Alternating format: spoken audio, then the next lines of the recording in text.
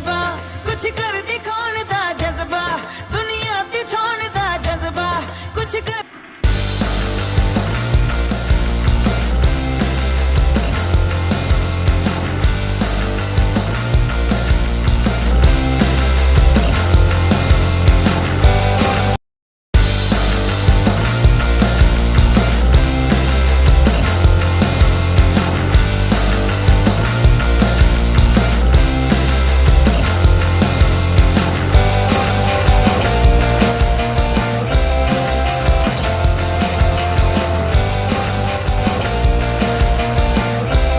आप देख रहे हैं सहारनपुर लाइव न्यूज़ और सहारनपुर लाइव न्यूज़ के लिए मैं खेमचंद सैनी। भारत एक कृषि प्रधान देश है। भारत की 80% जनता जो है कृषि पर ही निर्भर रहती है, लेकिन फिर भी कुछ लोग कृषि को आजकल घाटे का सौदा मानने लगते हैं।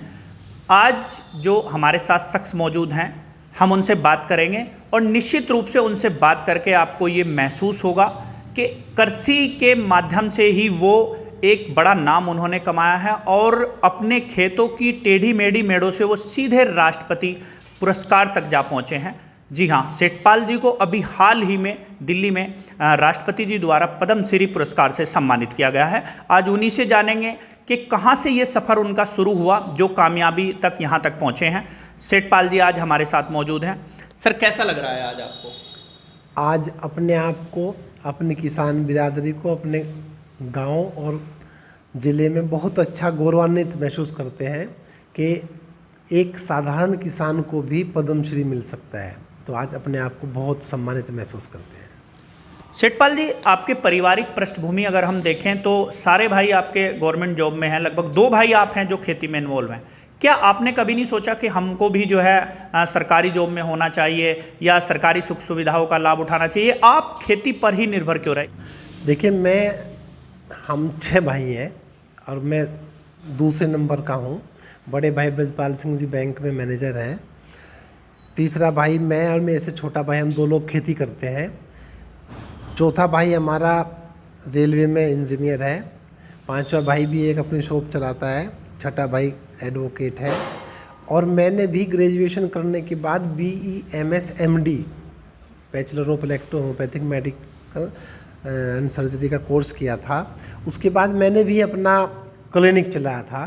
तो इसमें चूँकि हमारी पृष्ठभूमि किसान से आती है, हमारे पैतृक जो पेशा है हमारा वो किसान है, पिताजी ताऊजी सब खेती करते हैं। तो ये जो सबसे बड़ा, ये कभी हमारे मन में नहीं आया भाई हम चूँकि किसान के बेटे हैं, किसान परिवार से हैं, कि खेती से जुड़े रहे हम लोग। तो 95 में ग्राम वासियों ने हमें प्रधान बनाया। हमारी भाभी जी अंजुलिका चौधरी जी ग्राम प्रधान बनी।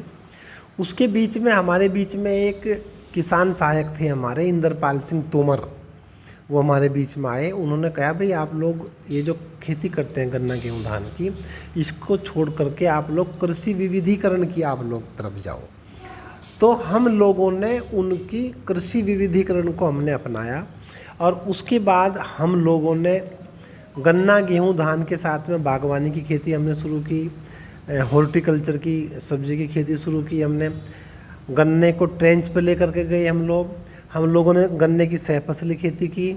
हम लोगों ने दलहन और तिलहन का समावेश करने के बाद पशुपालन को अपनाया, जैव उर्वरक को अपनाया, फसल अवशेष प्रबंधन को अपनाया, फसल चक्र को अपनाया, कीटनाशी को कम किया। चूँकि जब खेत में जीवांश कार्बन की मात्रा ज़्यादा होगी तो हमारी फसल की गुणवत्ता अच्छी होगी, हम रासायनिक खादों के ऊपर ज़्यादा आधारित नहीं रहेंगे।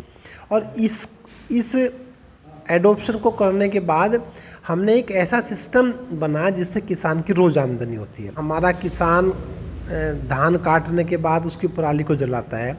हम लोगों ने 97 में 0 टिलेज से गेहूँ बोने शुरू कर दिए थे। तब लोग हमको मजाक बनाते थे, देखो ये खाएंगे गेहूँ। और मुझे याद है 97 में जब 343 नई वैरायटी गेहूँ की आई थी और जब वो वैरायटी आई 4.5 क्विंटल प्रति बीघा उस टाइम का एक रिकॉर्ड था। और जब वो पहले जो लोग मजाक बनाते थे उन्हीं लोगों ने फिर हमा करके और उसमें मुझे फिर यहाँ ज़िले लेवल पे किसान सम्मान का अवार्ड दिया गया था। जो मुझे उस टाइम 6,000 रुपये मुझे मिले थे। किसान ये मानता है, आम आदमी की धारणा कि सिंघाड़ा केवल तालाब में ही पैदा होता है।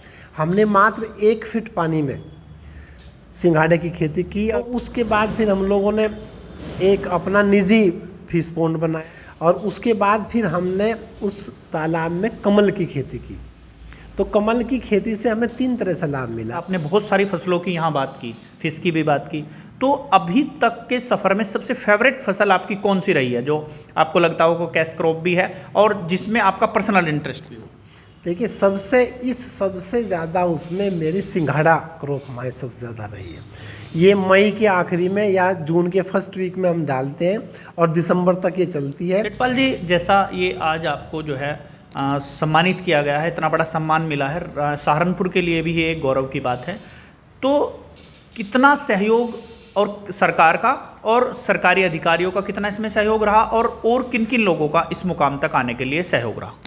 देखिए, इस सबसे बड़ा सहयोग तो मेरे परिवार का, मेरे भाइयों का, इंद्रपाल सिंह तोमर जी का जिन्होंने हमें लगाया। उसके बाद कृषि विभाग, चूँकि जब हम लोग इससे जुड़े थे कृषि विविधीकरण से 1995 से 2000 के बीच में यहाँ एक कृषि विविधीकरण के नाम से एक प्रोजेक्ट चला गया था। हालांकि उसमें हमारा बलियाखेड़ी ब्लॉक शामिल नहीं था, लेकिन उद्यान विभाग के साथ, कृषि विभाग के साथ, गन्ना विभाग के साथ, मत्स्य पालन के साथ, इनके साथ जुड़ने करके हमने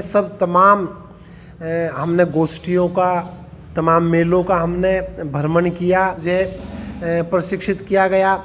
उसके बाद जो सबसे बड़ा जो सहयोग है तकनीकी दृष्टि से हमारा कृषि विज्ञान केंद्र का रहा है। 1996-97 में मुझे किसान सम्मान मिला।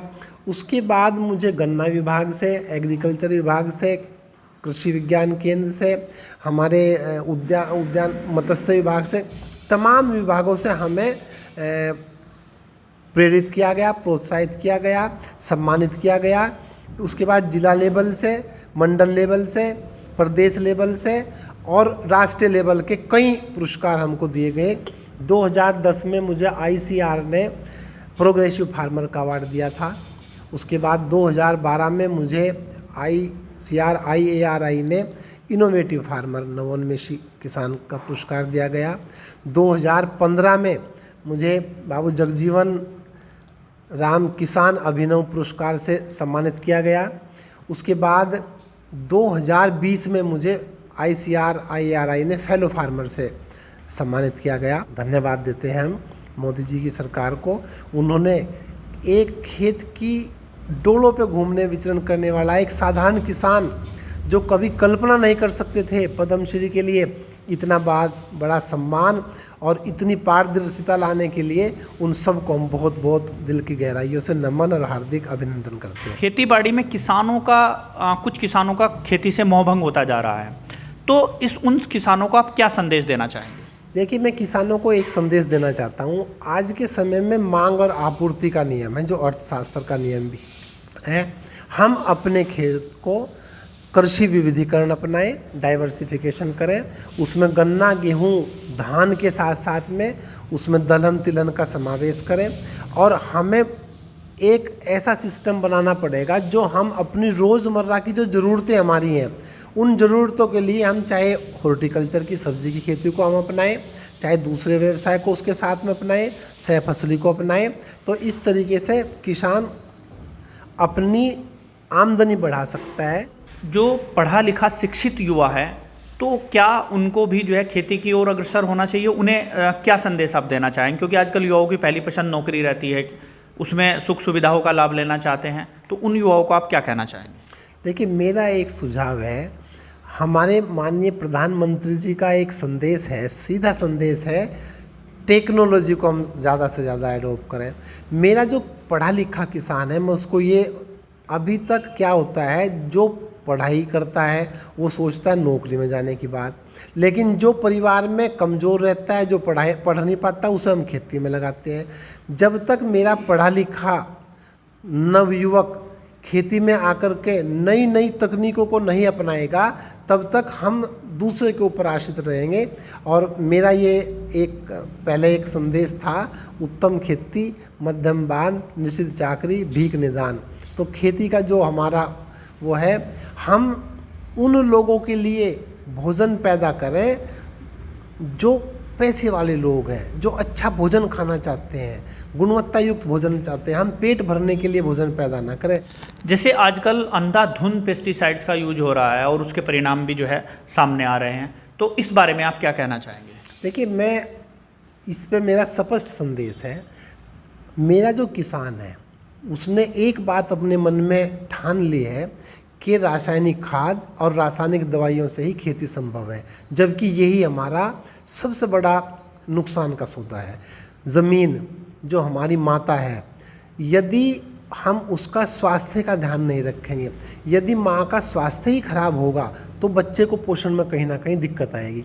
क्या आप कभी चाहेंगे इन फ्यूचर में जो आपके बच्चे हैं वो भी खेती ही करें? देखिए, मेरा बेटा, मेरे भाई, मेरे बच्चे, भतीजे हैं, वो सब के पढ़ रहे हैं। अभी मेरे बेटे ने MSc किया है, PhD की तैयारी कर रहा है, हॉर्टिकल्चर से किया है उसने। और हमारा बेसिक ये है, हम उसको बढ़ाना चाहेंगे, लेकिन एजुकेशन बहुत ज़रूरी है। और एजुकेशन लेकर के वो हमारे काम में भी हाथ बटाते हैं, ऐसा नहीं है। और जब समय मिलता है वो पशु का भी काम करते हैं, हमारे खेत में भी हाथ बटाते हैं। तो हम तो ये चाहेंगे हमारे बच्चे भी हमारे इस काम को आगे और नई प्रौद्योगिकियों के साथ में आगे बढ़ाएं। अब एक अंतिम सवाल आपसे और करना चाहूँगा। आपको बहुत सारे अवार्ड मिले, प्रदेश स्तर के भी अवार्ड मिले, जैसे आपने बताया ICR, जिला लेवल पर भी कई चीज़ों के लिए आपको सम्मानित किया गया। तो क्या कभी आपने सोचा था, क्योंकि एक देश का बहुत बड़ा अवार्ड है, सहारनपुर को आपने जो है सम्मानित करने का काम किया है, कि यह अवार्ड आपको मिलेगा? देखिएगा, हमने कभी भी अपने मन में ऐसा विचार नहीं किया कि भाई मैं सम्मानित किया जाएगा, हमें अवार्ड मिला। तो ये तो हमें कल्पना भी नहीं थी। मैं सच्ची बताऊं, मुझे पद्मश्री के बारे में बता भी नहीं था।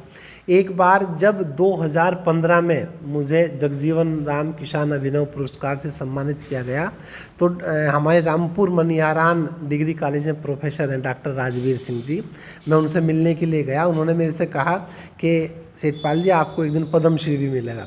मुझे उससे पहले पद्मश्री के बारे में कुछ भी पता नहीं था, जानकारी नहीं थी। सेठपाल जी सहारनपुर के एक छोटे से गांव नंदी के रहने वाले हैं, और इन्होंने खेती की नवीनतम पद्धतियां अपनाकर जो है एक अवार्ड प्राप्त किया है, पद्मश्री अवार्ड से इनको सम्मानित किया गया है, और आज इन्होंने पूरे सहारनपुर को गौरवान्वित किया है। धन्यवाद।